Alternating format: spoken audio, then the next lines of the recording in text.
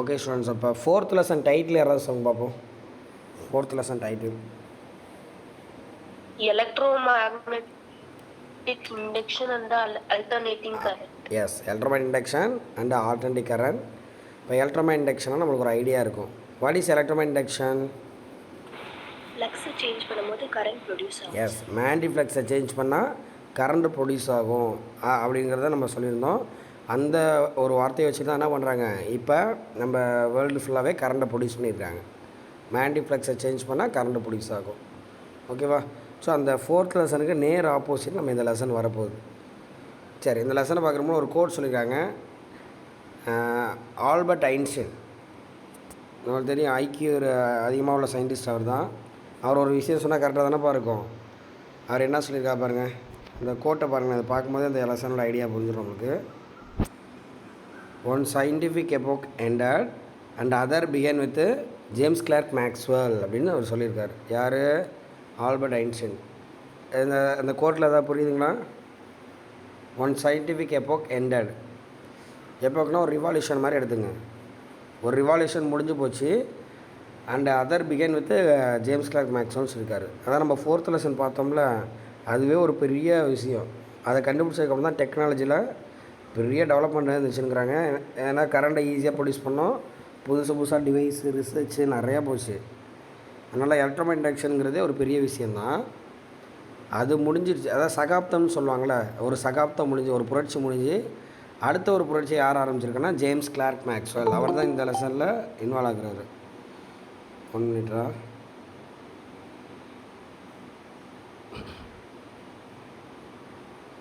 புரியுதா அவர் என்ன சொல்லியிருக்காரு அப்படின்னு? ஒரு சயின்டிஃபிக் எப்போக்கு முடிஞ்சு அடுத்தது ப்ரொடியூஸ் ஆகிருக்கு அப்படிங்கிறத அவர் சொல்கிறாரு.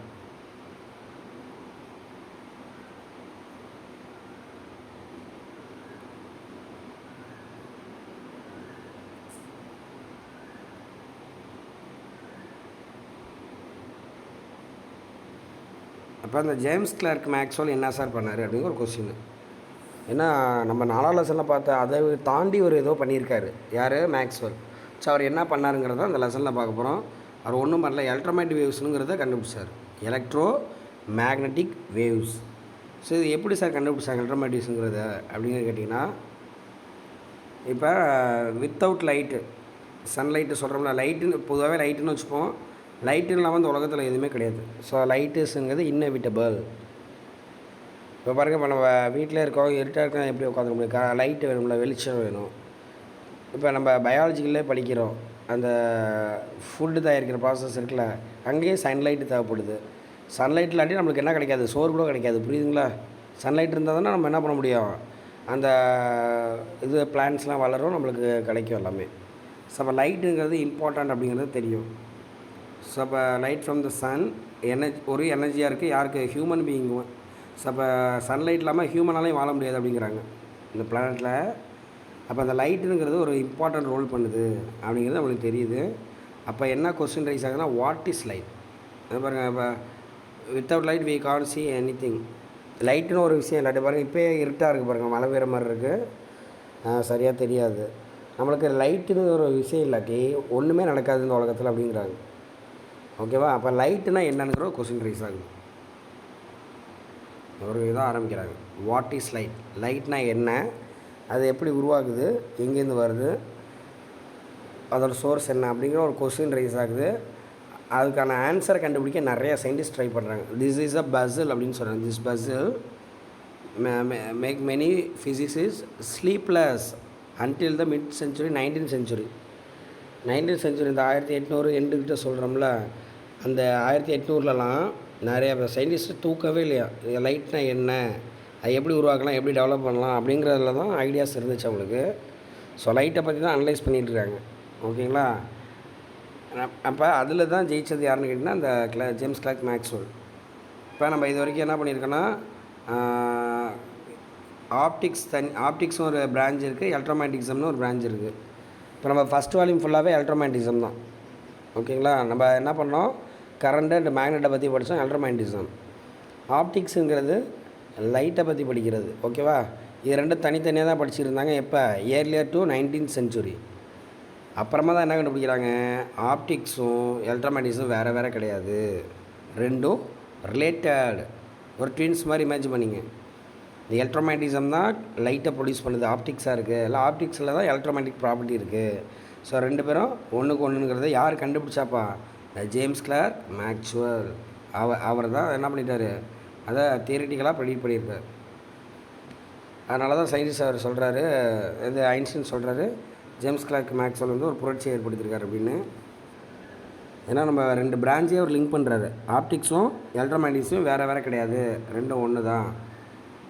அப்போ அவர் அதாவது லைட்டுனா என்னங்கிற ஒரு தேடல், வாட் இஸ் லைட் அப்படிங்கிறதுக்கான சொல்யூஷனில் தான் அவர் வார்த்தை என்ன சொல்கிறாரு, அவரோட கன்க்ளூஷன் தான். அவர் என்ன ப்ரெடிக்ட் பண்ணுறாரு, theoretical prediction, light is எலக்ட்ரோமேட்டிக் wave அப்படிங்கிற வார்த்தையை அவர் தான் சொல்லியிருக்காரு. மேக்ஸ்வெல் தான் ஃபஸ்ட் என்ன சொல்லியிருக்காரு, லைட்டுங்கிறது ஒரு எலக்ட்ரோ மேக்னட்டிக் வேவ். இப்போ நம்ம வீட்டில் லைட்டு போட்டுருக்கீங்களா, லைட்டு வெளிச்சம் வருதுல்ல, அந்த லைட்டு ஒன்றும் கிடையாது, அதில் எலக்ட்ரோ மேக்னட்டிக் வேவ் தான். எலக்ட்ரிக்கல் ஃபீல்டு இருக்குது, மேக்னட்டிக் ஃபீல்டு இருக்கக்கூடிய அது ஒரு வேவ். இப்போ நம்ம 4 லெசன் படிச்சிருக்கோம். அதில் என்ன பண்ணிட்டோம், எலக்ட்ரிக் ஃபீல்டுனா என்ன, மேக்னட்டிக் ஃபீல்டுனா என்னன்னு நம்ம தனியாக பார்த்துட்டோம். எலக்ட்ரிக்கல் எனர்ஜினா என்னன்னு தெரியும், மேக்னட்டிக் எனர்ஜினா என்னன்னு தெரியும். நம்ம பார்க்கக்கூடிய லைட் என்னன்னு சொல்கிறாங்க, எலக்ட்ரோ மேக்னட்டிக் வேவாக. இப்போ எலக்ட்ரிக்கல் எனர்ஜியும் மேக்னட்டிக் எனர்ஜியும் சேர்ந்த ஒரு wave. So it is electro magnetic wave. அது எவ்வளோ ஸ்பீடில் போகுமா, ஈக்குவல் டு 3 × 10⁸ மீட்டர்/செகண்ட் அப்படிங்கிறத, அது ஸ்பேஸில் அப்படிங்கிறத அவர் சொல்லியிருக்காரு. இந்த வார்த்தையை மட்டும் அட்டைன் பண்ணுங்கள் மொதல் பேஜில். ஓகேங்களா, அதுக்கப்புறம் அதை கன்ஃபார்மும் பண்ணிட்டாங்க. ஓகேவா, அப்புறம் நம்ம பார்க்கக்கூடிய லைட்டு மட்டும் அப்புறம் தான் ஃபியூச்சரில் இன்னும் ரிசர்ச் பண்ணுறாங்க. லைட்டுங்கிற ஒரு எலக்ட்ரோமேட்டிக் தெரிஞ்சிச்சு. இப்போ அதுக்குன்னு ஃப்ரீக்வன்சி, வேவ் லென்த்துங்கிற கேரக்டர்லாம் இருக்கும். அதை வச்சு இன்னும் அனலைஸ் பண்ணும்போது தான் தெரியுது, லைட்டு மட்டும் கிடையாது, லைட்டுங்கிற ஒரு சின்ன பார்ட் ஆஃப் த, ஒரு small part of the electromagnetic wave அப்படின்னு சொல்கிறாங்க.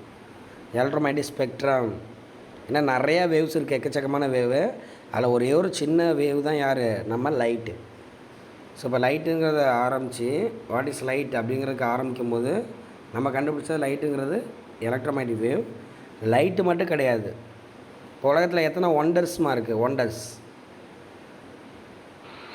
7 ஒண்டர்ஸ். அதே மாதிரி தான் ஃபிசிக்ஸ்லேயும் 7 ஒண்டர்ஸ் இருக்குது. அதில் ஒரு ஒண்டர் தான் லைட்டு, நம்ம கண்ணால் பார்க்கக்கூடிய விசிபிள் லைட்டு. நம்ம பார்க்குறதுக்கு யூஸ் பண்ணுறோம்ல, இல்லை சன்லைட்டு கூட எடுத்துங்களேன். ஸோ நம்ம பார்க்கக்கூடிய லைட்டு தான் விசிபிள் லைட்டு. வேறு என்ன லைட்டு உங்களுக்கு தெரியுமா, சன்லைட்டில் வேறு என்ன இருக்குது, எதாவது கேள்விப்பட்டிருக்கீங்களா? சன்லைட்டில் வேறு என்ன இருக்குது, நம்ம பார்க்கக்கூடிய விசிபிள் லைட் இருக்குது. ஏன்னா ஒரு எல்லோ யூஸாக தெரியுது பாருங்க, எல்லோ ரெட் அது மாதிரி சேர்ந்த மாதிரி தெரியும். இப்போ விசிபிள் லைட் இருக்குது. இது இல்லாமல் சன்லைட்டில் ஐஆர் இருக்குதுன்னு சொல்லுவாங்க, இன்ஃப்ராரெட் கேள்விப்பட்டீங்களா? இன்ஃப்ராரெட் இருக்கும், அல்ட்ரா வயலட் இருக்கும். இந்த வாரத்தில் கேள்விப்பட்டீங்களா பாருங்கள், ultraviolet, infrared, X ray, microwave, X ray, gamma ray, radio waves. இப்போ ஃபுல்லாக எழுதியிருக்க பாருங்கள், இது எல்லாமே வேவ் தான். 2 4 5 வந்துருச்சா, 6 வந்துருக்கு. விசிபிள், இன்ஃப்ராரெட்டு கொஞ்சம் பெருசாக போகும்போது இன்ஃப்ராரெட்டு, காமாரே, எக்ஸ்ரே. ஸோ இந்த மாதிரி இத்தனை வேவ்ஸ் இருக்குது பாருங்கள். மொத்தம் 7 வேவ் வரும். அப்படி நம்ம ஆர்டராக பார்த்துடலாம். ஸோ இதுதான் நம்ம ஃபிசிக்ஸை பொறுத்த வரைக்கும் 7 ஒண்டர்ஸு. நம்ம ரிசர்ச் எங்கே ஆரம்பித்தோம், விசிபிள் லைட்னா என்ன, லைட்னா என்னங்கிறதுக்கான ஒரு தேடல் தான். ஆனால் அதுக்கப்புறம் தான் தெரியுது லைட்டு மட்டும் கிடையாது, லைட்டை சென்டராச்சுங்க, லெஃப்ட் சைடு இன்னொரு 3 வேவ் வரும், ரைட் சைடு இன்னொரு 3 வேவ் வரும். மொத்தம் 7 விதமான வேவ்ஸை வந்து இது வரைக்கும் கண்டுபிடிச்சிருக்கோம். இன்னும் கூட இருக்கலாம். இது வரைக்கும் நம்ம 7 விதமான வேவ்ஸ் இருக்கிறத கண்டுபிடிச்சோம். 7 விதமான எலக்ட்ரோ மேக்னட்டிக் வேவ். ஒவ்வொரு வேவுக்கும் ஒரு பர்பஸ் இருக்குது. ஓகேங்களா, அதை யூட்டிலைஸ் பண்ணிக்க வேண்டியது தான்.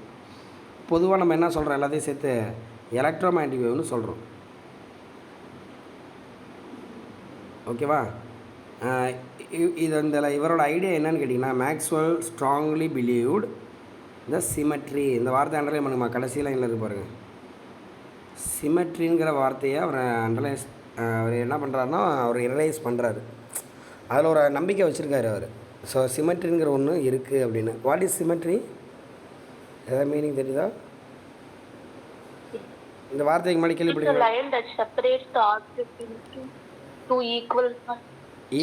எஸ் நம்ம சிம்பிளாக சொன்னால் சிமெட்ரினா சேம்டா, ஒரே மாதிரியே இருக்கும் அப்படின்னு அர்த்தம்.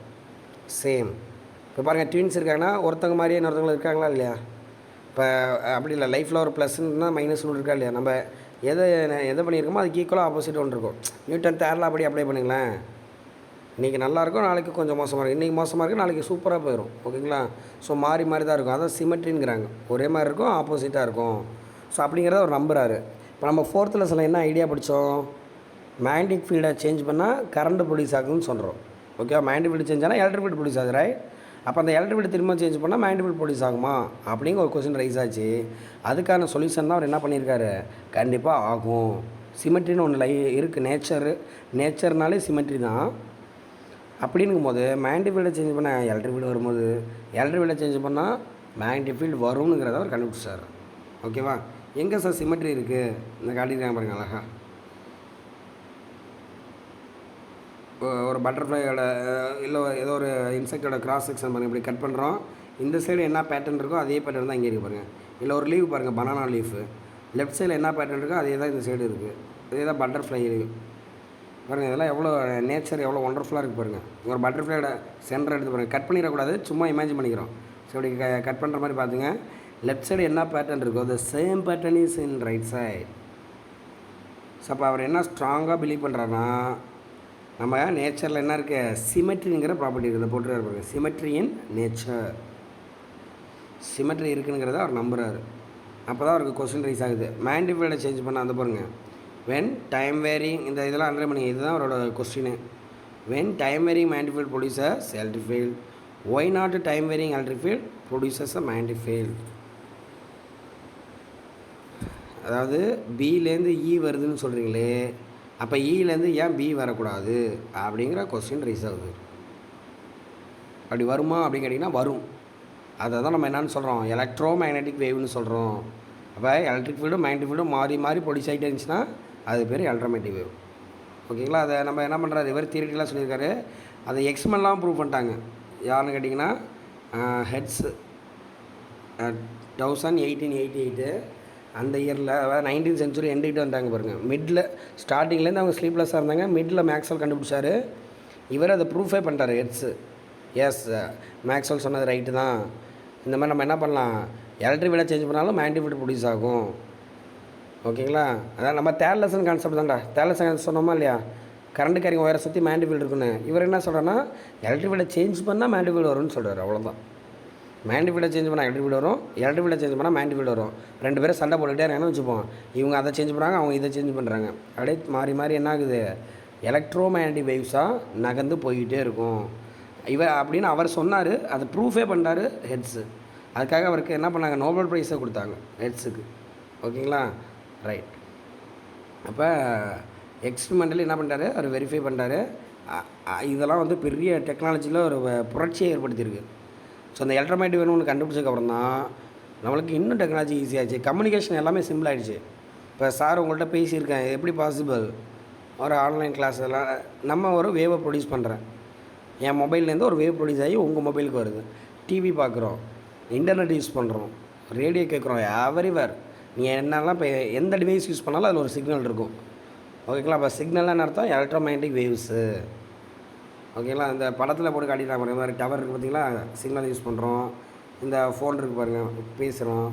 ஈவன் எக்ஸ்ரே எடுக்கிற பக்கம் ஏதாவது அடிபட்டுச்சு, எக்ஸ்ரே எல்லா இடத்துலையும் பாருங்கள். Technological invention, wireless communication, laser technology, radar. ரேடார்னா என்னம்மா, 11th படிச்சிருப்பீங்களே. ரேடார்னா என்ன டியர் ஸ்டூடெண்ட்ஸ்?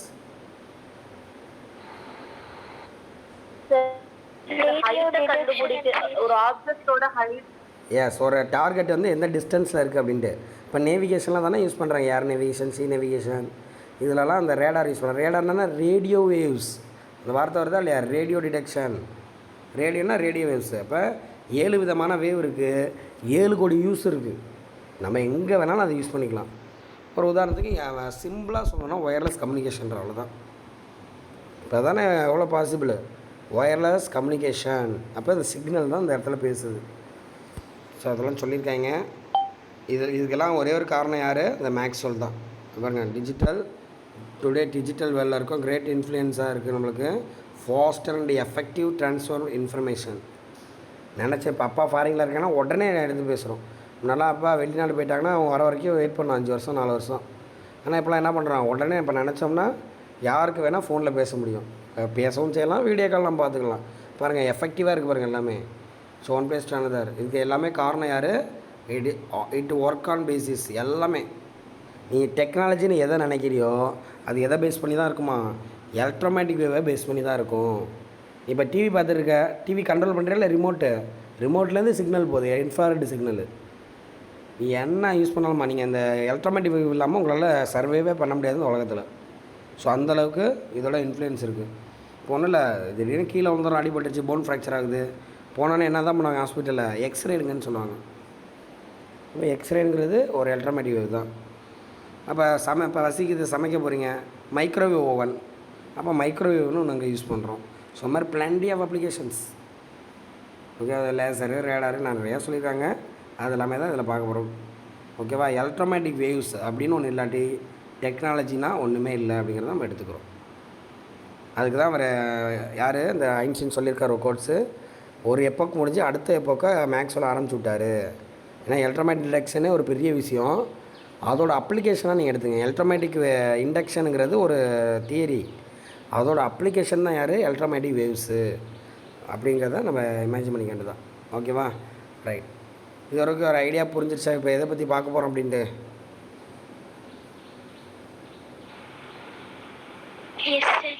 ஓகே, இந்த லெசன் ஃபுல்லாக வித் இது வரைக்கும் நீங்கள் ஒன்றுமே கிடையாது, ஜஸ்ட் ஒரு இன்ட்ரொடக்ஷன். மேக்ஸ்வெல் வந்து சிமெட்ரிங்கிற ஒரு கான்செப்ட் வச்சுக்கிட்டு நம்மளுக்கு என்ன பண்ணியிருக்காரு, எலக்ட்ரோமேட்டிக் வேவ் ஒன்று கண்டுபிடிச்சிருக்காரு. எலக்ட்ரோமேட்டிக் வேவ் எல்லா இடத்துலையும் யூஸ் ஆகுது. அவர் என்ன கண்டுபிடிச்சார், எப்படி கண்டுபிடிச்சாருங்கிறது தான் இந்த லெசனில் ஒரு பேசிக் ஐடியாஸாக பார்க்க போகிறோம்.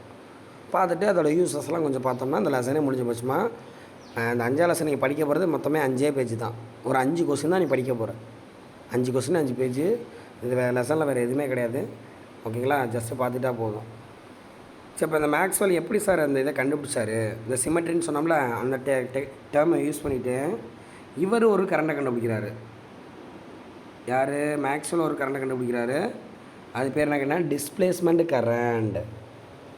ஓகேங்களா, நம்ம படித்தது வந்து கண்டக்ஷன் கரண்ட். ஒரு ஒயரில் கரண்ட்டு பாஸ் ஆகும்ல, அது வந்து கண்டக்ஷன் கரண்ட்டு. இவர் ஒரு விஷயத்தை கண்டுபிடிக்கிறாரு, டேர்மு டிஸ்பிளேஸ்மெண்ட் கரண்ட். இப்போ யாருக்காவது ஆம்பியர் சர்க்யூட் எல்லாம் ஞாபகம் இருக்காமா? Third lesson. வெரி குட்மா. BDL integration of BDL vector is equal to mu naught IC. அதாவது கண்டக்ஷன் கரண்ட்டை பேஸ் பண்ணி நம்ம அதை பார்த்துருப்போம். தேர்ட் லெசனில் இருக்குங்களா, இதை வச்சு நீங்கள் என்ன பண்ணலாம், மேக்னெட்டிக் ஃபீல்டு எங்கே வேணாலும் கண்டுபிடிச்சிக்கலாம். இந்த ஈக்குவேஷன் ரைட்டாக தப்பா சார் எழுதிருக்கேன், ரைட்டாமா? ஆமாம், இதை வச்சுக்கிட்டு தான் நம்ம என்ன பண்ணோம், தேர்ட் லெசனில் சொலினாய்டு, டோராய்டு எல்லா இடத்துலையும் மேக்னெட்டிக் ஃபீல்டு கண்டுபிடிச்சோம். ஆனால் மேக்ஸில் என்ன சொல்கிறாரு, தப்புன்ட்டார். இவ்வளோ நேரம் பாருங்கள், தேர்ட் லெசன் பார்த்தோம்ல, இது தப்புன்ட்டார். தப்புனா ஃபுல்லாக தப்பு கிடையாது, ஒரு சின்ன கரெக்ஷன் பண்ணணும். இந்த இடத்துல மியூ நாட் ஐசி போட்டிருக்கீங்களா, அந்த இடத்துல ஒரு சின்ன கரெக்ஷன் பண்ணணும் அப்படின்னு சொல்கிறாரு. அப்போ இப்போ பார்க்க போகிற டாபிக் என்ன கேட்டிங்கன்னா, அதாவது இங்கே இருக்குது பாருங்கள், டிஸ்பிளேஸ்மெண்ட் கரண்ட்னா என்ன, அப்புறம் மேக்ஸ்வெல்லோட கரெக்ஷன் இன் ஆம்பியர் சர்க்யூட்டல் லா. ஓகேங்களா, இந்த டாபிக் தான் இன்றைக்கி இப்போ நம்ம பார்க்க போகிறோம். நம்ம கஷ்டப்பட்டு படித்தோம் தேர்ட் லெசனில், இவர் தப்புன்ட்டு போயிட்டார் சிம்பிளாக. ஆனால் அவர் சொல்கிறது ரைட்டாக தானே இருக்கும். ஏன்னா ஐன்ஸ்டீனே அவருக்கு சர்டிஃபிகேட் கொடுத்துருக்காரு, இவர் பெரிய ஆள் அப்படின்ட்டு. அப்போ அவர் ஒரு விஷயம் சொல்கிறாருன்னா ரைட்டாக தான் இருக்கும். அவர் என்ன சொன்னார் அப்படிங்கிறத நம்ம பார்ப்போம். ஸோ ஆஸ் யூஸ்வல் நம்ம இதெல்லாம் கொஸ்டின்ஸ் கிடையாது, ஜஸ்ட்டு தெரிஞ்சுக்க வேண்டியதான்.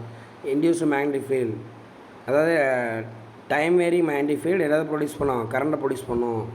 ஃபோர்த் லெசனில் பார்த்தோம், electromagnetic induction said that time vary magnetic field producer electric field, அதாவது dy/dt EDL.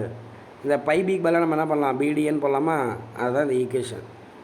இந்த ஈக்குவேஷன் புரியுதா பாருங்கள், dy/dt அதாவது BDA இதோட இன்னொரு ஃபார்ம் தான் அது. அதாவது மேக்னெட்டிக் ஃபீல்டை சேஞ்ச் பண்ணால் எலக்ட்ரிக் ஃபீல்டு ப்ரொடியூஸ் ஆகும், கரண்ட்டு ப்ரொடியூஸ் ஆகும் அப்படிங்கிற ஒரு இதை அவர் சொல்லியிருக்காரு.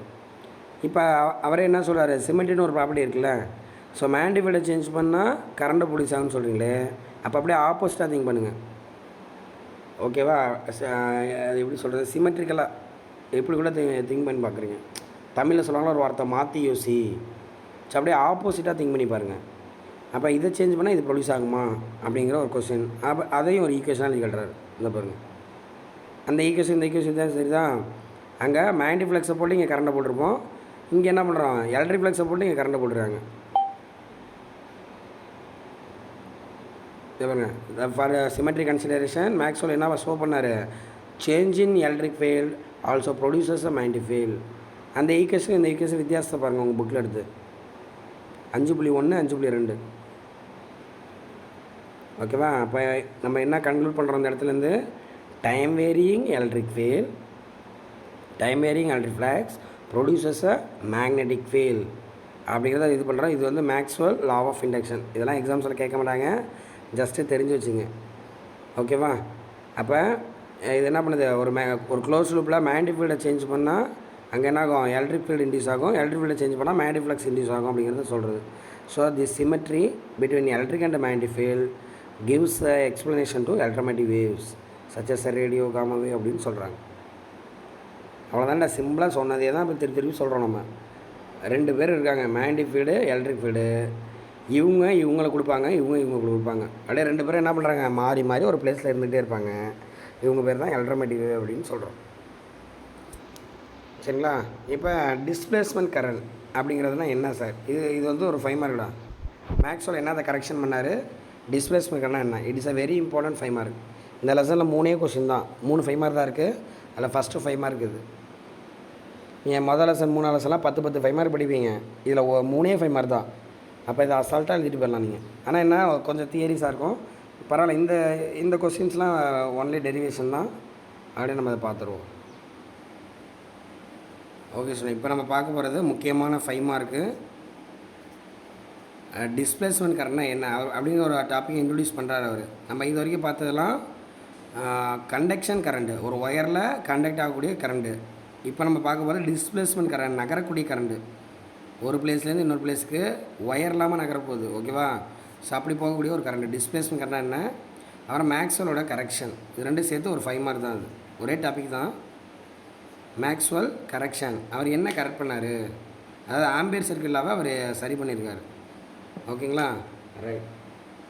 சரி, இவரை சொல்கிற நம்ம புரிஞ்சுக்கிறதுக்கு நம்ம என்ன பண்ணிக்கிறோன்னா, அதாவது இந்த லெசனோட ஐடியாஸ் என்னென்னு கேட்டிங்கன்னா, time varying electric field, time varying electric field producers a magnetic field.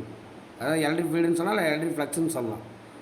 4th லெசனில் மேக்னெட்டிக் ஃப்ளக்ஸ் சேஞ்ச் ஆனால் கரண்ட் பிடிச்சாங்கன்னு சொன்னோமா, அப்படியே நேர் ஆப்போசிட் இங்கே time varying electric flux producers a magnetic field அப்படிங்கிறத அவர் சொல்லியிருக்காரு. எப்படிங்கிறத நம்ம என்ன பண்ண போகிறோம், நம்ம கண்டுபிடிக்க போகிறோம். அதுக்காக ஃபஸ்ட் லெசன் கான்செப்ட் போகிறோம். கெப்பாசிட்டர், இந்த மாதிரி 2 கெப்பாசிட்டர் பிளேட் எடுத்துக்கிறோமா. கெப்பாசிட்டர்னால் தெரியுங்களே, charge storage device, energy storage device சொன்னோம். 2 பிளேட்டை பிரித்து வச்சா அது பேர் கெப்பாசிட்டர். அவ்வளோதான், வேறு ஒன்றுமே கிடையாது கெப்பாசிட்டரில். பிளேட் அங்கெல்லாம் நம்ம எப்படி எடுத்துக்கிட்டோம், ஒரு ரெக்டாங்கிள் மாதிரி எடுத்துப்போம், இங்கே சர்க்குலராக எடுத்துருக்கோம், அவ்வளோதான். ஸோ இந்த மாதிரி 2 சர்க்குலர் பிளேட் எடுத்துக்கிட்டோம், இது பேர் தான் என்னது, கெப்பாசிட்டர். இப்போ நான் இதில் என்ன பண்ணுறேன்னா கரண்ட்டை பாஸ் பண்ணுறேன், இதோட ப்ளஸ் பேட்டரி கனெக்ட் பண்ணுறேன், ப்ளஸ் மைனஸ்னு. அப்போ இது வந்து பாசிட்டிவ் பிளேட்டாகவும் இது நெகட்டிவ் பிளேட்டாகவும் இருக்கும். அப்போ இது என்ன ஆகும், ஒயர் இருக்கா, அந்த ஒயரில் கரண்ட்டு பாஸ் ஆகி போயிட்டுருக்கும். ஒரு கெப்பாசிட்டர் நான் என்ன பண்ணுறேன், கரண்ட்டை பாஸ் பண்ணுறேன், கண்டக்ஷன் கரண்ட். டைம் டிபெண்ட், டயத்தை பொறுத்து மாறக்கூடிய கரண்ட்டு, அதாவது ஏசி கரண்ட்டு தான் அனுப்புகிறேன். ஏன்னா டிசி என்ன பண்ணோம், பிளாக் பண்ணிடும் அப்படின்னு சொல்லிக்கோம், ஏசி தான் அலோவ் பண்ணும் அது. அப்போ ஆல்டர்னேட்டிவ் கரண்ட்டை உள்ளே அனுப்புகிறேன்.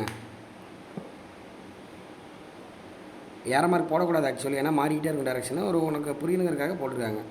ஸோ ஒரு ஆல்டர்னேட்டிவ் டைம் வேரியிங் கரண்ட்டை உள்ளே அனுப்புகிறேன். அப்போ பாசிட்டிவ் பிளேட் இருக்குது, நெகட்டிவ் பிளேட் இருக்குது. ஓகேங்களா? இதில் இப்போ சார்ஜ் ஸ்டோர் ஆகும், தட் மீன் எனர்ஜி வந்து ஸ்டோர் ஆகும் அப்படின்னு சொல்கிறாங்க. நீ இந்த இடத்த ஃபோக்கஸ் பண்ணுங்கள். ஒரு ஒயரில் டைம் வேரியிங் கரண்ட் இருக்குங்களா, ஒரு இடத்துல கரண்ட் இருந்தாங்க, அதை சுற்றி என்னமா இருக்கும், வெரி குட். அப்போ என்ன சொல்கிறாங்கன்னா, இந்த ஒயர்லேருந்து ஒரு பர்டிகுலர் டிஸ்டன்ஸில் பாயிண்ட் பிங்கிறத எடுத்துங்க. இந்த பாயிண்ட் பியில் மேக்னெட்டிக் ஃபீல்டு இருக்கும். ஓகேங்களா?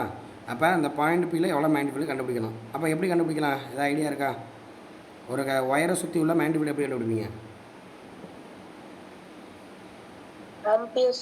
அவ்வளோதான்டா, அதுக்கு தான் ஆம்பியர் சர்க்கிளாக யூஸ் பண்ணுறோம். அப்போ ஆம்பியர் சர்க்கிளாக யூஸ் பண்ணால் ஒரு ஆம்பியர் லூப் தேவைப்படும். அதனால் இந்த இடத்துல என்ன பண்ணுறீங்க, ஒரு லூப் மாதிரி எடுத்துக்கிறீங்க. இந்த பாயிண்ட் பி இருக்க இடத்துல ஒரு லூப் மாதிரி எடுத்துக்கிறோம். இப்போ இந்த லூப்புக்குள்ளே எவ்வளோ மேக்னெட்டிக் ஃபீல்டு கண்டுபிடிச்சோம்னா அந்த பிங்கிற இடத்துல எவ்வளோ மேக்னெட்டிக் ஃபீல்டு தெரிஞ்சிடும்.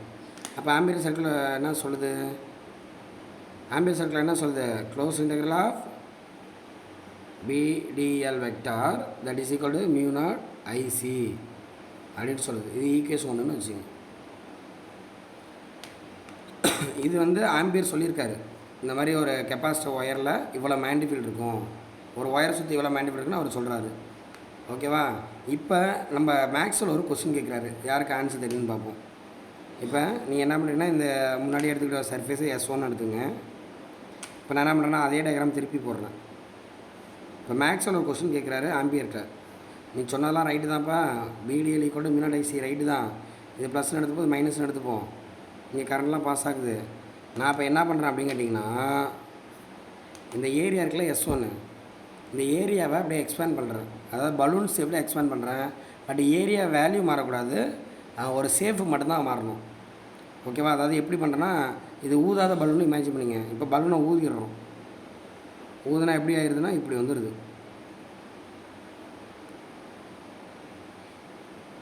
புரியலா? இப்போ இந்த மாதிரி பலூன் ஷேப்பில் ஊதிடுறாங்க. இந்த சேம் சர்ஃபேஸ் S2, அதே பாயிண்ட் P வந்து அதே இடத்துல தான் இருக்குது. ஆனால் நான் என்ன பண்ணிட்டேன், S1 ஏரியாவை S2ன்னு அப்படியே எக்ஸ்பேண்ட் பண்ணிட்டேன். வேணால் அப்படியே கிராஸ் போட்டுங்க, புரிஞ்சுக்கிட்டா கூட போதும். ஓகேவா? அந்த ஏரியாவோட வேல்யூ சேஞ்ச் ஆகக்கூடாது, சேஃபு மட்டும் தான் மாறுது. ஓகேங்களா? இப்படி இருந்துச்சுன்னா என்ன மேண்டிஃபீல்டுன்னு கேட்குறாரு. அந்த பாயிண்ட் Pயில் எவ்வளோ மேண்டிஃபீல்டுன்னு கேட்குறாரு. என்ன ஐடியா?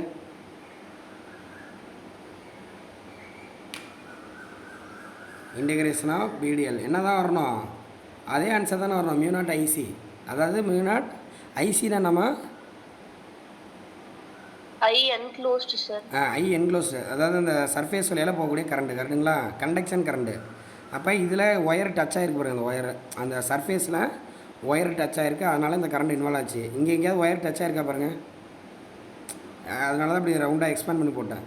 இந்த ஒயர் நடுவில் போகிற மாதிரி இமேஜ் பண்ணிங்க. சர்ஃபேஸ் இப்படி இருக்குது, சர்ஃபேஸ்க்கும் ஒயருக்கு எதாவது கான்டாக்ட் இருக்கா? அதனால் என்ன சொல்கிறாங்கன்னா, இங்கே கரண்ட் இல்லை அதனால இது 0 அப்படின்னு சொல்கிறாங்க ஈக்குவேஷன். பார்த்தீங்களா? ஒரு ஒயருக்கு பக்கத்தில் பாயிண்ட் P இருக்குது. அம்மா என் கையை பாருங்கள், முதல்ல இப்படி டச் பண்ணியிருக்கேன். என் கை தான் ஒரு ஏரியாம்மா S1. இப்போ இப்படி டச் பண்ணியிருக்கேன், இது வந்து ஒயரு. இப்படி நான் டச் பண்ணியிருக்கேன், மியூ நாட் IC ஆன்சரு. இப்படி டச் பண்ணதை இப்படி எக்ஸ்பேண்ட் பண்ணிட்டேன் பலூன் ஷேப்பில். இப்போ தான் டச் ஆகிருக்கா பாருங்கள், முன்னாடி டச் ஆகிருந்துச்சு, இப்போ டச் ஆகலை. டச் ஆகாதனால IN = 0. அப்போ என்ன கொஸ்டின், ஒரு டிஸ்கிரிபன்சி, ஒரு முரண்பாடு வருது பாருங்கள். ஒரே இடம் தான், பாயிண்ட் P தான், இங்கேயும் பாயிண்ட் P தான். அங்கே ஆன்சர் மியூ நாட் IC சொல்கிறீங்க, இங்கே 0ன்னு சொல்கிறீங்க. அப்போ அவர் என்ன சொல்கிறாரு, தம்பி நீ சொன்ன தப்புடா அப்படிங்கிறாரு. ஆம்பியரு நீ சொன்ன தப்பு, ஒரு சின்ன கரெக்ஷன் பண்ணுங்கள். ஓகேங்களா? நீங்கள் வெளியில் வந்து டைம் வேரி கரண்ட் இருக்கும்போது ஒரு மேண்டிஃபீல்டு இருக்குதுன்னு சொல்கிறீங்களா, அதான் இங்கே ஒரு கரண்ட் இருக்குல்ல வெளியில், அந்த மாதிரி உள்ளேயும் ஒரு கரண்ட் இருக்குது அப்படிங்கிறத அவர் சொல்கிறாரு. அப்போ அதை அவர் விளக்குறாரு, ஒரு டிஸ்கிரிபன்சி அவர் ரிசால்வ் பண்ணுறாரு. அதே என்ன பண்ணுறேன், அதே படத்தை அவர் வரைகிறாரு. இந்த மாதிரி ஒரு கெப்பாசிட்டர் எடுத்துக்கிறோம், ஒரு ப்ளஸ்ஸு ஒரு மைனஸு. நீ சொன்ன மாதிரி கரண்ட்டை பாஸ் பண்ணுறேன். இந்த பாயிண்ட் Pங்கிற இடத்துல மேண்டிஃபீல்டை கண்டுபிடிக்க ட்ரை பண்ணுறேன். அதே ஸ்ட்ரக்சர் தான், பலூன் ஷேப்டு ஸ்ட்ரக்சர் தான் எடுத்துக்கிறேன். இப்போ உனக்கு இங்கே ஐசி மியூ நாட் IC வந்துச்சு, இங்கே ஆன்சர் 0 வந்துருச்சு. இப்போ இங்கே ஆன்சர் நீ கொண்டு வரணும், இந்த டயக்ராமில் ஆன்சர் கொண்டு வரணும். அதுக்காக அவர் என்ன சொல்கிறாரு, இந்த இன்பிட்வீன் பிளேட்ஸ் இருக்குல்ல, அங்கே ஒரு டைம் வேரியிங் எலக்ட்ரிக் ஃபீல்டு இருக்குது. ஏன்னா வெளியில் கரண்ட் ஐசின்னு இருக்குல்ல, உள்ளேயும் ஒரு கரண்ட் இருக்குதுன்னு சொல்கிறாரு. எந்த பிளேட்டுக்கு, ப்ளஸ் பிளேட்டுக்கும் மைனஸ் பிளேட் நடுவில் அங்கே ஒரு கரண்ட்டு பாஸ் ஆகுதுன்னு அவர் சொல்கிறாரு. அந்த கரண்ட்டு தான் அவர் என்ன பேர் வைக்கிறாரு, த டிஸ்பிளேஸ்மெண்ட் கரண்ட். சார் சொல்கிற புரியுதாடா? நம்ம வெளியில் இருக்கிறது பேர் கண்டக்ஷன் கரண்ட், ஐசின்னு போட்டுக்கன்னா கண்டக்ஷன் கரண்ட்.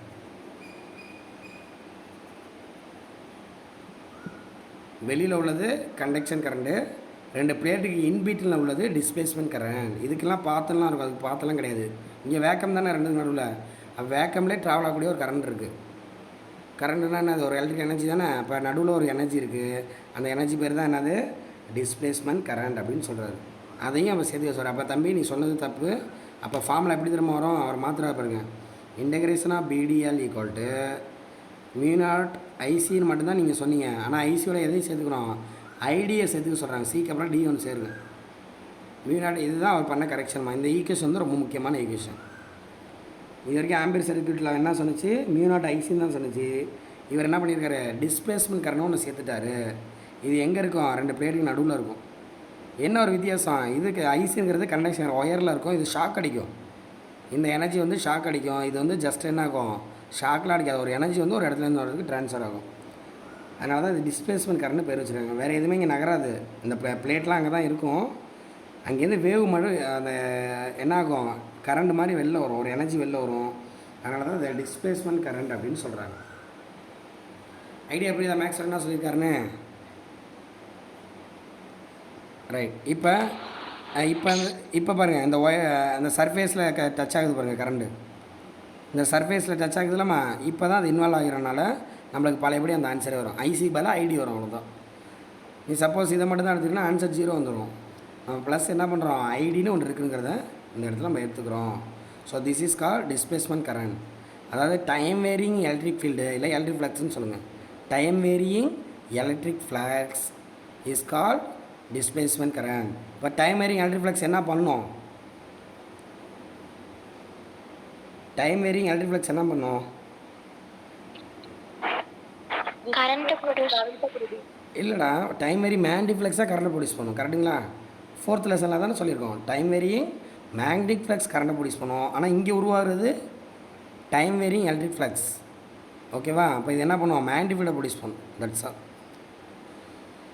அதுதான் இங்கே இன்வால்வ் ஆகுது அப்படின்னு சொல்கிறாங்க. அந்த சர்ஃபேஸில் இன்வால்வ் ஆகும், அதுதான் ஆன்சராக வரும். அப்போ இதுலேருந்து என்ன தெரியுது, இ வந்து பியை ப்ரொடியூஸ் பண்ணுது அப்படின்னு சொல்கிறாரு. ஓகேவா? எலக்ட்ரிக் ஃபீல்டு என்னத்தை ப்ரொடியூஸ் பண்ணிச்சு, மேக்னெட்டிக் ஃபீல்டு ப்ரொடியூஸ் பண்ணிச்சு. இப்போ மேக்னெட்டிக் ஃபீல்டு சும்மா விடுமா, அது சேஞ்ச் ஆகுதா, அது எலக்ட்ரிக் ஃபீல்டை ப்ரொடியூஸ் பண்ணும். இப்போ electric field magnetic field, magnetic field electric field, electric field magnetic field, magnetic field electric field. So இந்த மாதிரி என்ன ஆகிட்டு இருக்கும், எனர்ஜி வெளியில் வந்துகிட்டே இருக்கும், சேஞ்ச் ஆகி உருவாகுதுல்ல. இந்த உருவானது எங்கே போகும், அதனால் அப்படியே வேவாகவே வந்துக்கிட்டு இருக்கும். ஸோ இதுதான் என்ன ஆகுது, எலக்ட்ரோமேட்டிக் வேவ்னு சொல்கிறாங்க. இந்த displacement current is nothing, this is a electromagnetic wave. இதுதான் வேவாக ப்ரொடியூஸ் பண்ணுறோம். இங்கே ஒரு ப்ளஸ் பிளேட் இருக்குது, மைனஸ் பிளேட் இருக்குல்ல, ஒன்றும் கிடையாது. ப்ளஸ் பிளேட்னால் என் கையில் உள்ள மொபைலு, மைனஸ் பிளேட்னால் உங்கள் கையில் உள்ள மொபைலு. இங்கேருந்து இங்கே சிக்னல் நான் அனுப்புகிறேன், புரியுதுங்களா? அப்படி இமேஜின் பண்ணிங்க, இப்போ தான் இது ஈஸியாக இருக்கும். இது ஒரு டிரான்ஸ்மிட்டர் ஆண்டனா, இது ரிசீவர் ஆண்டனா. சன் டிவியில் அவங்க என்ன பண்ணுறாங்க, சிக்னல் அனுப்புவாங்க, சிக்னல் காற்றுல வரும், நம்ம வீட்டில் ஒரு ஆண்டனா வச்சுருப்போம், அது மைனஸ் பிளேட்டு. ஸோ இந்த மாதிரி தானே கம்யூனிகேஷன்ஸ் போயிட்டுருக்கு எல்லா இடத்துலையும். ஒரு time varying electric and magnetic field ரெண்டுமே இருக்கும். Electric field magnetic field produce பண்ணுமா, magnetic field electric field produce பண்ணுவோம், ரெண்டுமே இருக்கும்.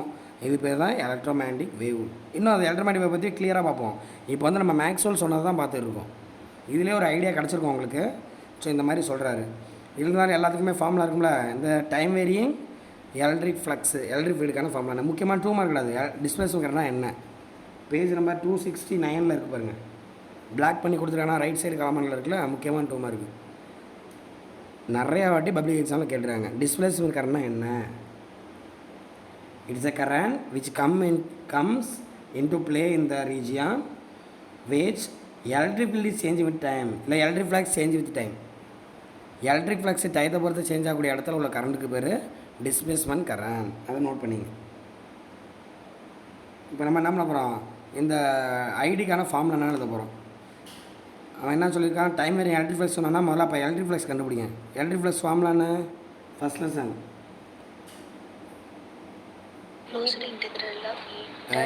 Very good. இன்டகிரேஷன் இடியை காஸ் தீட்டா சொல்லுங்களா, இங்கே மேக்ஸிமம் எடுத்துங்க. அப்போ இ இன்ட்டு ஏன்னு வந்துடும். அப்புறம் பை இந்த இஏக்கு ஈக்குவல், இந்த பை எதுக்குமா ஈக்குவல் அக்கார்டிங் டு காஸ்லா, கியூ என்க்ளோஸ் பை எப்சிலான், அதான் கியூ பை எப்சிலான் அப்படின்னு போடுறாங்க. இப்போ இந்த ஃப்ளக்ஸ் என்ன பண்ணுது, டயத்தை பொறுத்து மாறுது. ஃப்ளக்ஸுக்கான ஃபார்முலா நம்மளுக்கு தெரியும், டேரெக்டாக எழுதிடலாம். அவங்க எதாவது டெரைவ் பண்ணியிருக்காங்க. ஃப்ளக்ஸுக்கான ஃபார்முலா கியூ பை எப்சிலான்ட்டு. ஃப்ளக்ஸு சேஞ்ச் ஆகுது இந்த இடத்துல, இந்த 2 பிளேட் நடுவில் ஃப்ளக்ஸு சேஞ்ச் ஆகுது. ஏன்னா நான் அனுப்புறது ஆல்டர்னேட்டிவ் கரண்ட்டு. அப்போ இந்த கரண்ட்டு மாறினால உள்ளே போகிற கரண்ட்டும் மாறும். அப்போ d by E by dt அப்படின்னு போடுங்க, டைம் ரியல் ஃப்ளக்ஸ். அப்போ இது என்ன பண்ணோம், டிஃப்ரென்ஷியேட் பண்ணோம். 1 பை எப்சிலான் கான்ஸ்டன்ட்டு. அப்போ டிக்யூ டிஃப்ரென்ஷியேட் பண்ணால் டிக்யூ பை டிடி அப்படின்னு வந்துருக்கு. ஓகேவா? அப்போ நம்மளோட எய்மே இந்த டிக்யூ பை டிடி, அதுதான் கரண்ட்டு. இதை மட்டும் அப்படி வச்சுங்க, இது இங்கே துரத்தி விட்ருங்க. துரத்தினா என்ன வரும், எப்சிலான்ட்டு d by E by DD.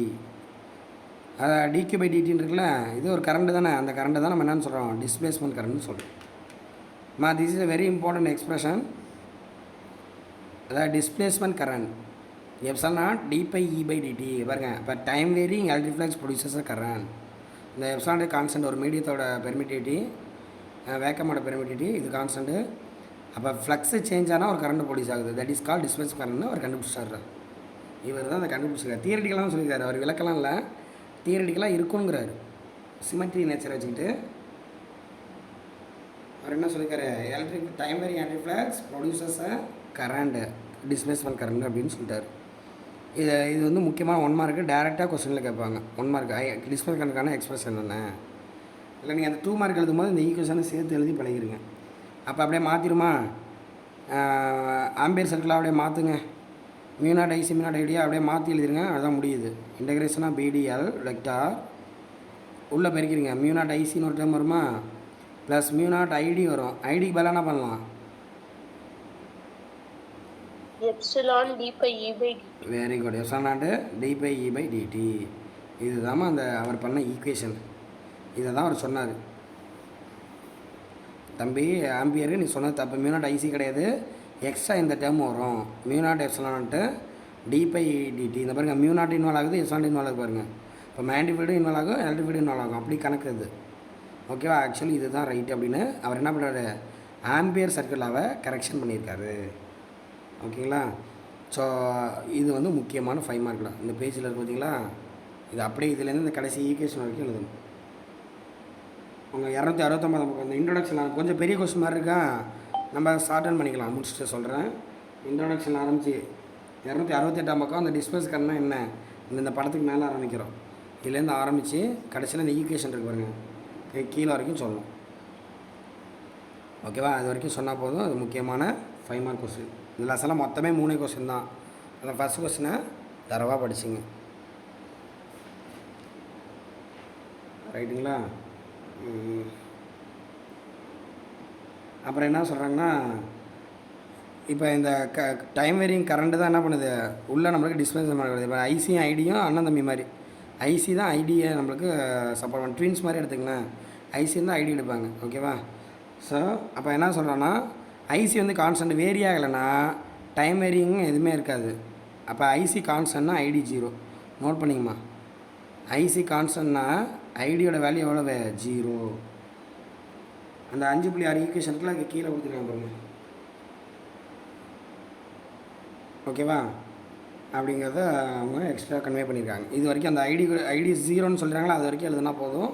முக்கியமான 5 மார்க். இதில் எதாவது டவுட்ஸ் இருக்குங்களா உங்களுக்கு? இப்போ இந்த இடத்துல பாருங்கள், இது வரைக்கும் எழுதணும். இது 0ன்னு இருக்குது பார்த்தீங்களா, அதாவது IC current is circuit is constant, அதாவது ஐசி கான்ஸ்டன்ட்னா இந்த டிஸ்பிளேஸ்மென்ட் கரண்ட் வந்து 0. இது வரைக்கும் எழுதுனா போதும். இப்போ இந்த படத்தை பாருங்கள், இதில் தாம்மா விஷயமே இருக்குது. அது ஒரு பாசிட்டிவ் பிளேட் நெகட்டிவ் பிளேட் இருக்குது. இதுக்கு நடுவில் என்ன ஆகுது, டைம் வேரிங் எலக்ட்ரிக் ஃபீல்டு ஐடின்னு இருக்கா. அப்போ டைம் வேரிங் எலக்ட்ரிக் ஃப்ளக்ஸ் என்ன பண்ணும், மேண்டிஃபீல்டை ப்ரொடியூஸ் பண்ணும். அதோட டேரக்ஷன் எப்படி இருக்காரா, ஐடியா சொல்லுங்கள் பார்ப்போம். எலக்ட்ரிக் ஃபீல்டுக்கு மேண்டிஃபீல்டு டேரக்ஷன் எப்படி இருக்கும், பாசிட்டிவ் டு நெகட்டிவ்ஸ். ஓகேடா, எலக்ட்ரிக் ஃபீல்டுனா பாசிட்டிவ் நெகட்டிவ். நான் என்ன கேட்குறேன், இந்த டைம் வேரிங் எலக்ட்ரிக் ஃபீல்டு மேண்டிஃப்ளக்ஸை ப்ரொடியூஸ் பண்ணுது, அதாவது மேண்டிஃபீல்டை ப்ரொடியூஸ் பண்ணுது. மேண்டிஃபீல்டு டேரக்ஷன் எப்படி இருக்குன்னு கேட்குறேன். எலக்ட்ரிக் ஃபீல்டுக்கும் மேண்டிஃபீல்டு டேரக்ஷன் ஆங்கிள் எவ்வளவு அப்படி கேட்குறேன். 90 degrees. 90 degree.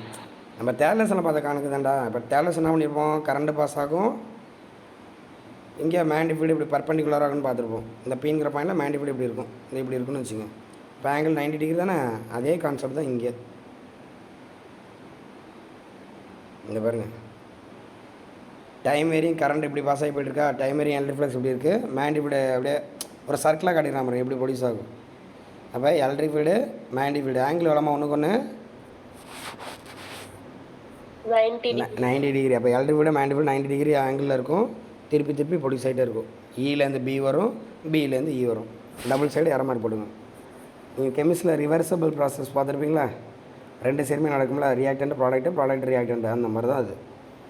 மேண்டிஃபீல்டு electric ஃபீல்டையும் electric field மேண்டிஃபீல்டு produce பண்ணும். இப்போ இந்த பிளேட்டுக்கு நடுவுலேருந்து ஒன்று வரும், எலக்ட்ரிக் ஃபீல்டு மேண்டிஃபீல்டு சேஞ்ச் ஆகி அந்த எனர்ஜியாக வெளில வரும். நம்ம எல்சி ஆசிலேஷன் பார்த்தோம்ல லாஸ்ட் கிளாஸு, 4th லெசனில் எல்சி ஆசிலேஷன், இண்டக்டார்லேருந்து கெப்பாசிட்டி எனர்ஜி போகும், கெப்பாசிட்டிலேருந்து இண்டக்டாருக்கு வரும். அப்போ அந்த எனர்ஜி வெளியில் வரும், அதை தான் நம்ம வேவ்னு சொன்னோம், அங்கே ஃப்ரீக்வன்சின்னு சொன்னோம். இங்கே தான் அதை என்னான்னு சொல்கிறாங்க, ஆக்சுவலி எலக்ட்ரோமேக்னெட்டிக்ங்கிறாங்க. அந்த பாருங்கள் கெப்பாசிட்டர் தான் எல்லா இடத்துல ரோல் பண்ணுன்னு சொன்னோமா இல்லையா? இதுதான் கெப்பாசிட்டர். அதுலேருந்து என்ன ஆகுது? வேவ்ஸு ப்ரொடியூஸ் பண்ணுது. இந்த சிஸ்டத்தை யூஸ் பண்ணி தான் என்ன பண்ணுறாங்க? எல்லா இடத்துலையும் நமக்கு வந்து வேவ்ஸை ப்ரொடியூஸ் பண்ணுறாங்களே. ஓகேங்களா? சரி, இந்த 5 மார்க் எப்படி சார் எழுதணும்? இவ்வளோ ஃபுல்லாலாம் எழுத வேண்டாம். நீங்கள் ஜஸ்ட் என்ன எழுதுனா போதும். அந்த இன்ட்ரோடக்ஷன் இங்கே ஆரம்பிக்கிறீங்க.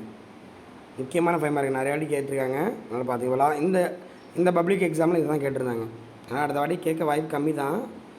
இருந்தாலும் நீங்கள் ஆஃப் எலிலாம் கேட்பாங்களா? ஆஃப் எலி அதிலலாம் கேட்க வாய்ப்பு இருக்குது. அதனால் அதை படிச்சுங்க. குவார்ட்டர்லிக்கே உங்களுக்கு 5 லெசனு. அப்போ குவார்ட்டர்லி எக்ஸாமில் இந்த கொஸ்டினை கேட்கலாம். எங்கேருந்து எழுதணும்? இந்த இந்த ஆர்டர் 2 அப்படியே கதை மாதிரி படிச்சுங்கம்மா. எலக்ட்ரிக் ஃப்ளக்ஸ் சேஞ்ச் ஆனால் மேக்னெட்டிக் ஃபீல்டு ப்ரொடியூஸ் ஆகும்னு சொல்கிறாங்க. அதை தெரிஞ்சுக்கிறதுக்கு நம்ம என்ன பண்ணுறோம்? ஒரு கெப்பாசிட்டரை நம்ம கன்சிடர் பண்ணிக்கிறோம் அப்படின்னு கதை சொல்கிறீங்க. ஓகேவா? அடுத்தது இந்த இதையும் சொல்லிடுங்க. இங்கே டைம் வேரி கரண்ட் இருக்குது, டைம் டிபெண்ட் கரண்ட் இருக்குது, ஐசி. அப்போ இந்த படத்தை போடுங்க. இந்த படத்தை போட்டு நீங்கள் வேறு எதுவுமே எழுத வேணாம். நேராக எங்கே வந்துடுறீங்க? நேராக எங்கே வந்துடுறீங்கன்னா யூஸிங் ஆம்பியர் சர்க்யூட்டில் இதை எழுதிருங்க. அந்த படத்தை போட்டு இதை கூட சொல்லிடுங்க. Ampere circle can be used to find magnetic field produces around the current carrying wire. So அப்போ மேக்னெட்டிக் ஃபீல்டு என்னங்கிறத யூஸிங் ஆம்பியர் சர்க்கிளான்னு சொல்லி இதை மட்டும் சொல்லுங்கள். நீ வேறு இதெல்லாம் எதுவும் எழுத வேணாம். ஓகேவா? அடுத்து இந்த டயக்ராம் போடுங்க. இந்த டயக்ராம் போட்டு பை அப்ளையிங் ஆம்பியர் சர்க்கியூட்லாம் இப்போ வேல்யூ வந்து 0 அப்படின்னு சொல்லுங்கள். இல்லை இது கூட சொல்லாமே. Same loop is enclosed by balloon shaped S2 such that 2 boundaries are same but the shapes are different. இது கூட சேர்த்து சொல்லிடுங்க. S1 S2 வேல்யூ ஒன்று தான், சேஃப் தான் டிஃப்ரெண்ட்டாக இருக்கும். இதை கூட சொல்லிக்கலாம். ஆனால் இதுக்கு மார்க் கிடையாதுடா, இருந்தாலும் எழுதிருங்க. அப்போ தான் புரியும். எழுதிட்டு இந்த ஈக்குவேஷன் மட்டும் எழுதுங்க. என்ன சார் ஃபுல்லாகவே எழுதிட்டு போயிடலாங்கிறீங்களா? இது பெருசாக இருக்குமேன்னு பார்த்தேன். லாஸ்ட்டு இது எப்படி தான் குறித்து கொடுத்தாண்டா எழுதியிருந்தாங்க. இப்போ வந்து டிஸ்கிரிபன்சி அங்கே ஆன்சர் 0 வந்துருச்சா? இப்போ Maxwell resolved this inconsistency as ஃபாலோஸ்ன்னு சொல்லி இந்த டயக்ராம் போட்டுருங்க. இதெல்லாம் எதுவும் எழுத வேணாம். இந்த டயக்ராம் போட்டுட்டு இதுக்கப்புறம் ஃபுல்லாக எழுதுறேன்டா ஃப்ரம் த காஸ்லாம் அப்படின்னு சொல்லி எல்லா ஈக்குவேஷனும் எழுதுங்க. எல்லா ஈக்குவேஷனும் எழுதிட்டு இது வரைக்கும் எழுதிடணும். இது 0 வரைக்கும் எழுதிருங்க. அப்புறம் இது வந்து ஒரு முக்கியமான 2 மார்க்கு. ஓகே, டிஸ்பிளேஸ்மெண்ட்னா என்ன? அப்போ அதுக்கான ஃபார்முலாவே படித்து வச்சுங்க. ID equal to μ0 epsilon d/E/dt. Exam 1 doubt வரும். μ0 வருமா எப்சிலான் வருமானு நல்லா ஞாபகம் வச்சுங்க. எப்சிலான் தான் வருது டிஸ்பிளேஸ்மெண்ட் கரண்டில். ஓகேவா? ஸோ இது வரைக்கும் ஒரு 5 மார்க்கில் இது அப்படியே பார்த்துங்க. இந்த 0 வரைக்கும் நம்ம சொல்லணும். அப்போ தான் 5 மார்க் கிடைக்கும். கரண்ட் கான்ஸ்டன்ட்னா டிஸ்பிளேஸ்மெண்ட் கரண்ட் 0. ஆனால் இவன் என்ன சொல்கிறான்? பிட்வீன் த பிளேட், 2 பிளேட்டு நடுவில் கண்டக்ஷன் கரண்டே கிடையாது. கண்டக்ஷன் கரண்ட் 0, ஆனால் டிஸ்பிளேஸ்மெண்ட் கரண்ட் நான் 0. 2 பிளேட்டு நடுவில் உள்ளது டிஸ்பிளேஸ்மெண்ட் கரண்ட் தான். அங்கே கண்டக்ஷன் கரண்ட் கிடையாது. சரிங்களா? டிஸ்பிளேஸ் கரண்ட்டு மட்டும்தான் இருக்கும். கண்டக்ஷன் கரண்ட் 0 அப்படின்னு சொல்லியிருக்கான். அதுக்கப்புறம் தான் என்ன சொல்லியிருக்கான் பாருங்கள். இந்த மாதிரி டைம் வேரியிங், அதாவது டிஸ்பிளேஸ்மெண்ட் கரண்ட் இல்லை time varying electric field producers magnetic field. ஓகேவா? அடுத்து என்ன சொல்கிறான் பாருங்கள். இந்த மேக்னெட்டிக் ஃபீல்டு பர்பெண்டிகுலராக இருக்குது. அதான் சொல்ல மேக்னெட்டிக் ஃபீல்டு என்னத்தை ப்ரொடியூஸ் பண்ணோம்? எலக்ட்ரிக் ஃபீல்டு ப்ரொடியூஸ் பண்ணோம். Electric field magnetic field produce பண்ணோம். இதில் இந்த பிளேட்லேருந்து அப்படி வேவ்ஸ் வரும். நீங்கள் என்ன ஞாபகம் வச்சுன்னா கன்சர்வேஷன் எனர்ஜி ஞாபகம் வச்சுங்க. எனர்ஜி வந்து லாஸே ஆகாது, கண்டினியூஸாக உனக்கு வேவ் வந்துக்கிட்டே இருக்கும். அக்கார்டிங் டு எல்சி ஆஸ்கேஷன் அப்படிங்கிற மாதிரி இமேஜின் பண்ணி. ஓகேடா, தட்ஸ் ஆல். அப்புறம் இம்பார்ட்டன்ஸ்னு சொல்லி ஒரு விஷயம் சொல்லியிருக்காங்க. இது இம்பார்ட்டன்ட் டைட்டில் மட்டும் தான் இம்பார்ட்டன்ஸு, மற்றபடி ஒன்றுமே இம்பார்ட்டன்ட் இல்லை. இதில் ஒன்றுமே சொல்லலை. ஆக்சுவலி இந்த மாதிரி என்ன பண்ணுறாங்கன்னா மேக்ஸோட கரெக்ஷன் டேர்ம் பார்த்துங்க. 1 மார்க்கில் கேட்கலாம். அது மேக்ஸோட கரெக்ஷன் டேர்ம் இது தான். ஓகேங்களா? அப்போ வந்து இதை வச்சு நம்ம என்ன பண்ணலான்னா சன்னு இருக்குல்ல, சன்னு ஸ்டார்ஸு, அதுலேருந்து நம்மளுக்கு வேவ்ஸ் தான் வருது. இப்போ சன்லேருந்து என்ன வருது? சன்லைட் வருதுல்ல. அப்போ அந்த சன்லைட்டை வச்சுட்டு சன்னை பற்றி அனலைஸ் பண்ணலாம். அந்த மாதிரி தான் ஒவ்வொரு ஸ்டார்ஸு நம்ம அஸ்ட்ரானமிக்கல் பாடிஸ் எல்லாத்தையுமே இந்த மேக்ஸ்வெல்லோட இந்த தியரி வச்சு தான் அண்டர்ஸ்டாண்ட் பண்ணுறாங்க. ஓகே, அங்கேருந்து வரக்கூடிய சிக்னல்ஸ் இருக்குல்ல, அதை வச்சு தான் நம்ம அண்டர்ஸ்டாண்ட் பண்ணுறோம். அதனால் இது இம்பார்ட்டன்ட்னு சொல்கிறாங்க. மற்றபடி இதில் ஒன்றுமே சொல்லலை. It is not important. Just இது வரைக்கும் நான் உன்ட்ட என்ன சொன்னேன் அதே தான் திருப்பி கதையாக சொல்லியிருப்பாங்க. இந்த பாருங்கள், ஆம்பியர் சர்க்கிள் என்ன சொல்லுது, டைம் வேரியிங். அது கரெக்ஷன் டைம் எதை சொல்லுதுன்னா, time varying electric or displace current produces a magnetic field. ஓகேவா? அப்போ ஸ்பேஸில் பொறுத்த வரைக்கும் டிஸ்பிளேஸ்மெண்ட் கரண்ட் தான் இருக்கும், கண்டக்ஷன் கரண்ட் இருக்காது. ரெண்டு பிளேட்டுகள். இப்போ நான் உங்கள்கிட்ட பேசியிருக்கேன்னே, என்கிட்ட ஒரு ஃபோன் இருக்குது, உங்கள்கிட்ட ஒரு ஃபோன் இருக்குது. உங்களுக்கு எனக்கு நல்ல ஒரு கரண்ட்டு தான் பாஸ் ஆகிட்டு இருக்கான். அந்த கரண்ட் பேர் என்னம்மா? Displacement current. வெரி குட், அவ்வளோதான். டிஸ்பிளேஸ்மெண்ட் கரண்ட், அதாவது எலக்ட்ரோமேட்டிக் வேவு. அது ஷாக்லாம் அடிக்காது. ஜஸ்ட்டு என்ன ஆகுது, ஒரு இடத்துல இன்னொரு இடத்துக்கு எனர்ஜி பாஸ் ஆகுது. ஓகேவா? இந்த மாதிரி தான் என்ன ஆகுன்னு கேட்டு அதை தான் இங்கே ஈக்குவேஷனில் சொல்லியிருக்காங்க. ஸோ இந்த மாதிரி தான் இதை வச்சு நம்ம என்ன பண்ணலாம் அப்படின்னு கேட்டிங்கன்னா, ஸ்டார்ஸை பற்றி அனலைஸ் பண்ணுறோம். ஏன்னா ஸ்டாரில் தெர்மல் எக்ஸைட்டேஷன் ஆஃப் ஆட்டம், அந்த ஆட்டம்லேருந்து time varying electric field produce ஆகி அதுலேருந்து மேக்னெட்டிக் ஃபீல்ட் ப்ரொடியூஸ் ஆகி நம்மளை வந்து ரீச் ஆகுது. அப்போ ஃபேரட் என்ன சொல்கிறாரு, மேக்னெட்டிக் ஃபீல்ட்லேருந்து எலக்ட்ரிக் ஃபீல்ட் ப்ரொடியூஸ் ஆகுன்னு சொல்கிறாரு, அண்ட் ஸோ ஆன். ஸோ இந்த மாதிரி ஃபைனலைஸ் ஆகிது தான் சூப்பரான டெஃபினேஷன். இதை கூட நீங்கள் பார்த்து வச்சுக்கலாம். இந்த கப்புள்டு, இந்த பேரா நோட் பண்ணுங்கள். The coupled time varying electric and magnetic field travel through the empty space with speed of light. Speed of light எவ்வளோப்பா? 3 × 10⁸ 8. ஒரு செகண்டில் 10⁸8 மீட்டர் போயிருமா. இங்கேருந்து நம்ம பூமியோட அடுத்த சைடுக்கே போயிடும். அந்த மாதிரி எடுத்துங்க, அவ்வளோ ஃபாஸ்ட்டாக போகும் இந்த time varying electric field and magnetic field. இதை தான் நம்ம என்னென்னு சொல்கிறோம், எலக்ட்ரோமேக்னெட்டிக் வேவ்னு சொல்கிறோம். இதை வச்சு தான் நானும் ஃபோன் பேசியிருக்கேன், நீங்களும் கவனிச்சிடுறீங்க, டிவி பார்க்குறீங்க, இன்டர்நெட் யூஸ் பண்ணுறோம், சேட்டலைட் கம்யூனிகேஷன், எவ்ரிதிங் எல்லா இடத்துலையுமே இந்த time varying electric and magnetic field உள்ள எலக்ட்ரோமேக்னெட்டிக் வேவ் தான் யூஸ் பண்ணுறாங்க. அதனால் இது இம்பார்ட்டண்ட் அப்படின்னு சொல்கிறாரு அவர். ஓகேவா? அப்போ இதை வச்சு தான் நம்ம இந்த யூனிவர்ஸோட இதையே புரிஞ்சுக்கிறோமா. யூனிவர்ஸோட எல்லாத்தையுமே நம்ம இதை கிளியராக புரிஞ்சுக்கலாம். ஸோ அப்படிங்கிறத அவங்க சொல்கிறாங்கடா. அப்புறம் நோட்டுங்கிற பாயிண்டில் சொல்கிறாங்க, டிஸ்பிளேஸ்மெண்ட் கரண்ட்னு சொல்கிறாங்க. ஆனால் நேம் ஸ்டக்குடு. இது ஏன் அந்த பேர் வச்சாங்கன்னு தெரியல. ஏன்னா இங்கே எதுவுமே நகராது, ஜஸ்ட் அந்த பிளேட் அங்கே தான் இருக்குது, வேவ்ஸ் தான் வருது. ஓகேவா? நான் எதுவுமே நகர போகிறதில்ல. அது மாதிரி போராக நேம் சூஸ் பண்ணிக்கிறாங்க, பேர் தப்பாக வச்சிட்டாங்க அப்படிங்கிறாங்க. அதனால் மோசமாக இருப்பான், மூஞ்ச விக்ரஸாக இருக்கும், அழகான பேர் வச்சுருப்பாங்க. ஸோ அந்த மாதிரி ஏன் டிஸ்பிளேஸ் கரண்ட் பேர் வச்சாங்கன்னே தெரில அப்படிங்கிற மாதிரி சொல்லிக்கிறாங்கடா. நேம் வந்து போர்லி சூசன். நம்ம எப்படி எடுத்துக்க வேண்டியதான், வேவ்ஸ் நகர்ந்து வருதா இல்லையா அப்படி நான் புரிய வச்சுக்கிறேன். அவ்வளோதான். வேவ்ஸ் நகர்ந்து வரதுனால தான் அது பேர் டிஸ்பிளேஸ்மெண்ட் கரண்ட்னு பேர் வச்சிட்டாங்க. ஓகேடா, தட்ஸ் ஆல்.